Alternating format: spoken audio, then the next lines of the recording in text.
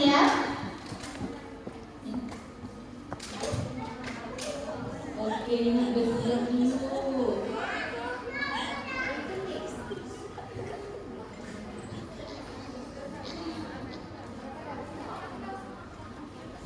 Oke, mungkin langsung saja kita saksikan bersama drama dari kelas berapa yuk? 7E. Sekali lagi yuk, biar lebih dramatis. Inilah drama Batu Menangis dari PGMI 7E. Selamat menyaksikan. Legenda Batu Menangis adalah kisah rakyat dari Kalimantan Barat tentang seorang gadis cantik yang cantik dan sombong kepada ibu, sehingga akhirnya dikutuk menjadi batu.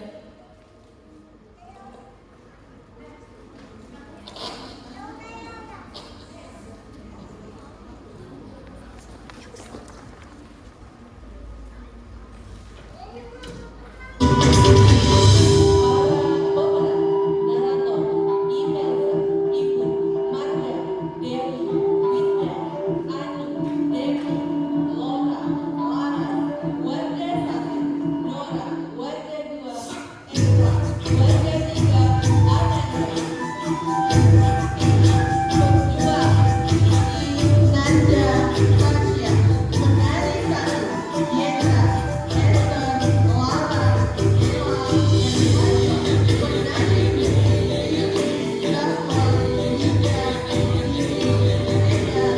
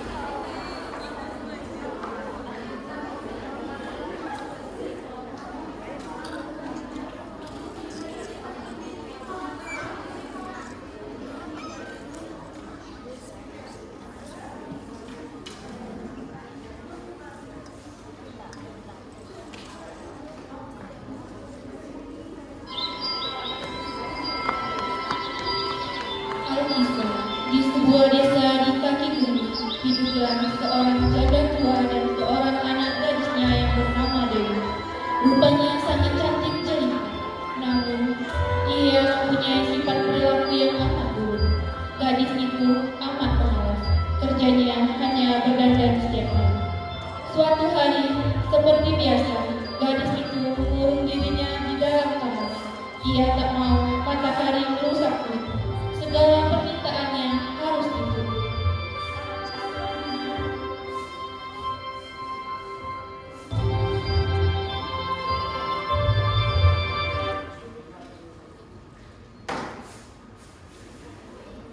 Ibu!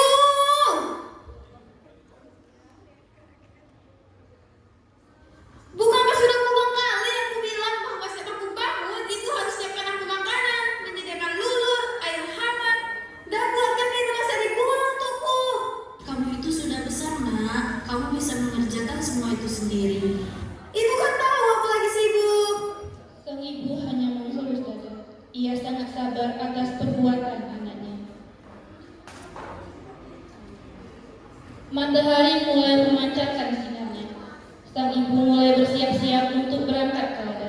Dan tak lupa ia mengajak Dewi untuk membantunya. Dewi, ayo bantu ibu bekerja di ladang. Tidak, Bu. Nanti kuku dan kulitku bisa kotor. Apa kamu tidak kasihan melihat ibumu, Nak? Aku lagi berdandan, Ibu. Akhirnya sang ibu pergi ke ladang sendirian. Sore pun tiba. Setelah ibu pulang dari ladang, Dewi langsung menghampiri ibunya.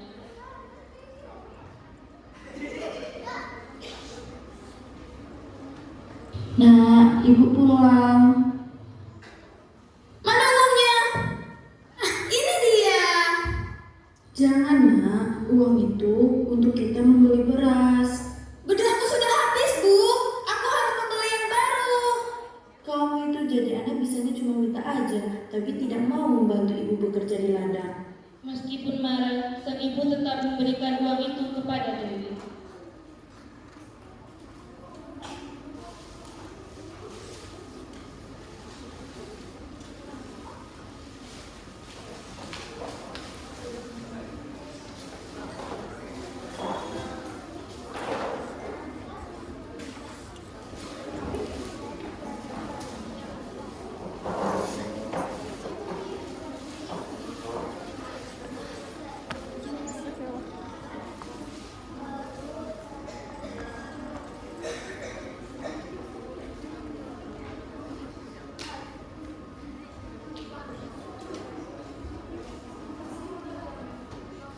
Kejadian itu terjadi setiap hari. Sang ibu berusaha membujuk Dewi, tetapi Dewi selalu membantah.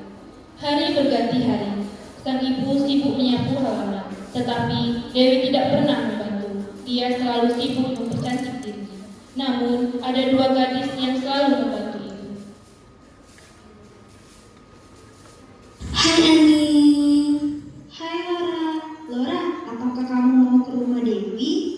Iya, aku mau mengantarkan sayur untuk ibunya Dewi. Aku juga mau ke rumah Dewi. Ayo kita pergi bersama Laura. Assalamualaikum Bu, ini sayur untuk ibu masak. Waalaikumsalam, Laura, Ani. Terima kasih, Laura. Kamu selalu baik hati. Ibu, apakah si Dewi sudah bangun? Sudah, tapi seperti biasa masih sibuk berdandan. Kalian tunggu di sini. Ibu akan memanggilkan Dewi.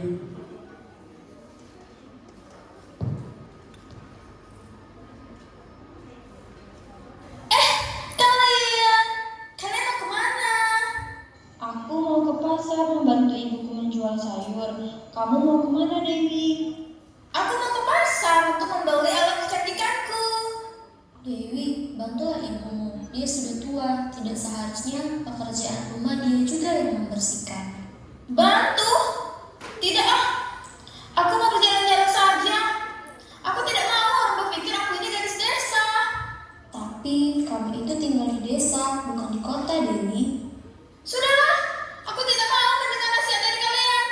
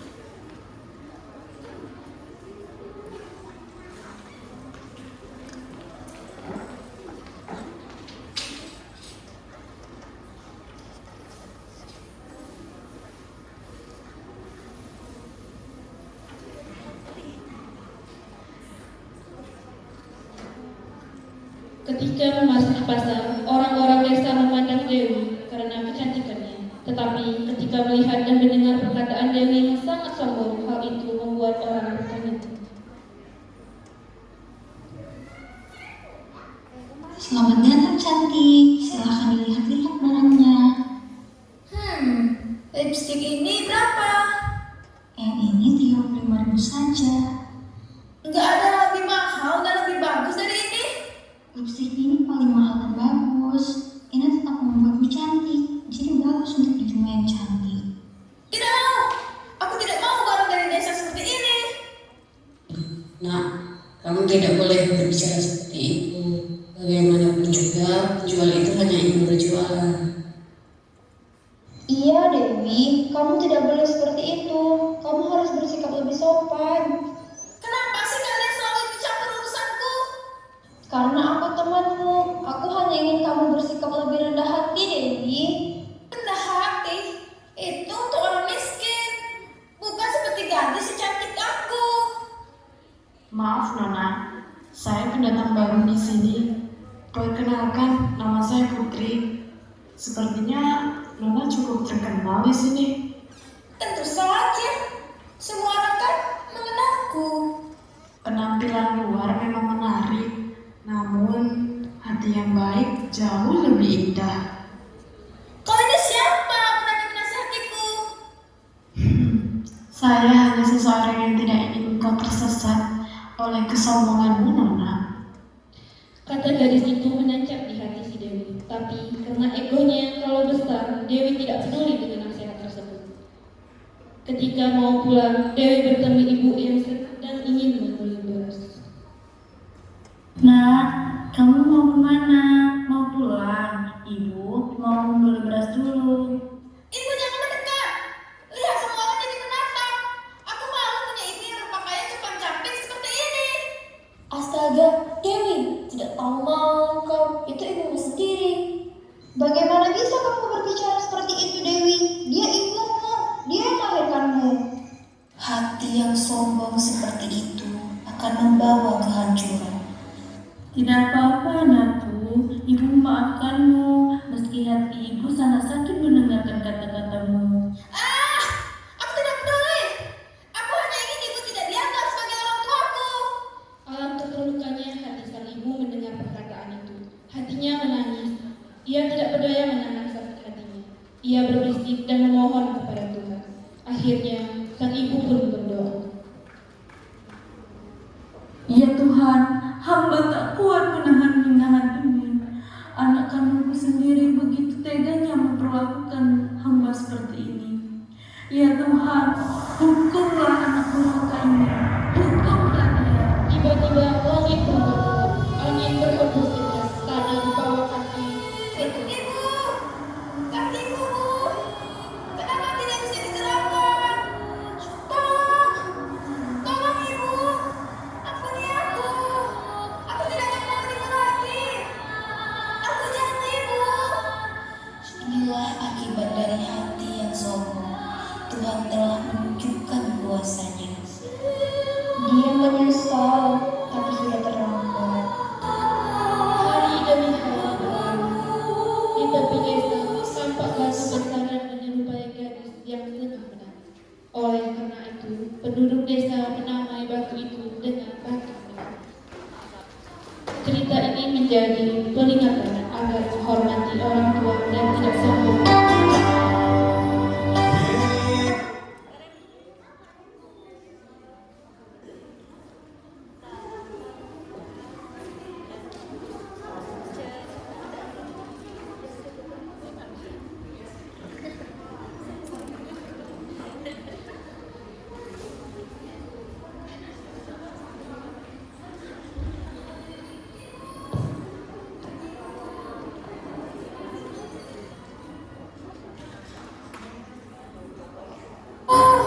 Aku tidak akan melakukan lagi.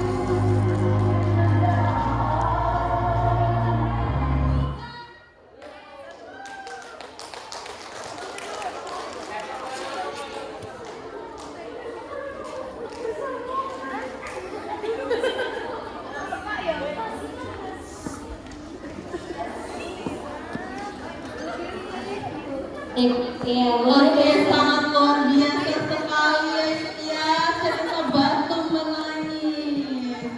Ya, sekarang saya foto bersama dulu. Saya di sini pengen interview dengan dosen pengampu Bapak Uki Supianto, MPD. Boleh lightingnya warna putih, Abang? Oke, lightingnya.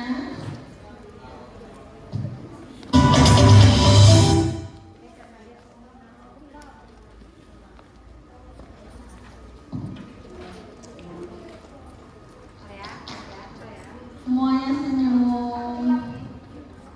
Satu. Tolong lampu hidupkan. Hidupkan lagi. Ya, oke. Semuanya senyum, lihat ke kamera.